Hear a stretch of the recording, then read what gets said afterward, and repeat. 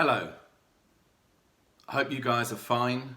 I just wanted to make a few comments on an article I saw in Rappler today that I was tagged in, and this was about some fishermen who were complaining.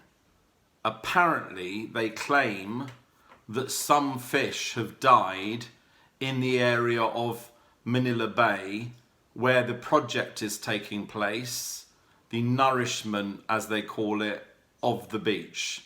And as everybody knows, some artificial white sand has been placed in that area containing dolomite that was actually previously mined in the Philippines and brought to Manila Bay.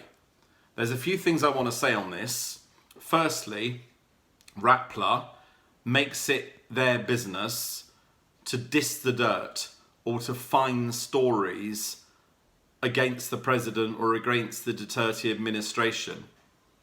You know, the fact is that there have been many years of neglect, many years of underinvestment in the Philippines in previous administrations. And the fact is the Philippines badly needs tourism. The only way the Philippines can succeed is if more people visit the country and more people promote the country. And right now, in the middle of the pandemic, people are sad, people are upset, people have nothing to look forward to, and people are worried about the future. So you only have to go back a few days to when the Manila Bay white sand beach was open, and to see the people's excitement, to see the people's joy, to see the positive social media posts on Facebook. This is going to encourage more people to visit the Philippines, and this is going to show the outside world that the Philippines cares about their outside appearance. And this too will encourage greater investment into the Philippines. The fact is, Rappler is desperate for issues. Rappler is searching for issues to make the country look bad. And yes, sometimes, you know, the Manila Bay is there's a massive stretch of water there. You know, anything could have caused these fish to die. Firstly, where's the evidence the fish died? It might have been a story. And secondly, how can they associate that to that particular dolomite? As far as I know, dolomite is pretty stationary and doesn't really move too far. And from what I've seen from international experts, dolomite is actually not a problem at all. It's used in artificial beaches in other parts of the world. It's also used in people's pools and all kinds of areas. You know, dolomite is not that dangerous unless you get a mouthful of it and start eating it. Then of course it might cause you a problem. Now the issue is that's not going to happen. You know, the fact is that these fish, probably maybe one or two fish may have died because of something else. But the fact is, my point is, even if some fish had died, my point is Rappler is constantly looking for stories to raise doubt on the projects of the Duterte administration.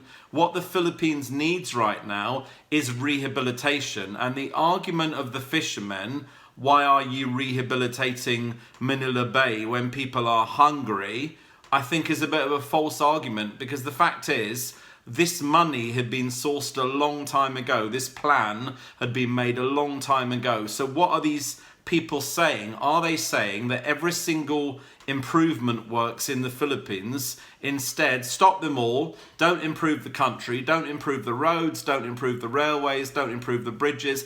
Don't improve the airports. Use all the money to feed the people for another few days. You know, of course the people are hungry. And I sympathise and I accept that, and that's absolutely terrible. There is a pandemic that's affecting the whole world. The Philippine government has already given out 2 sums of money. Yes, there's been some corruption at local level and perhaps all the money hasn't reached the right people.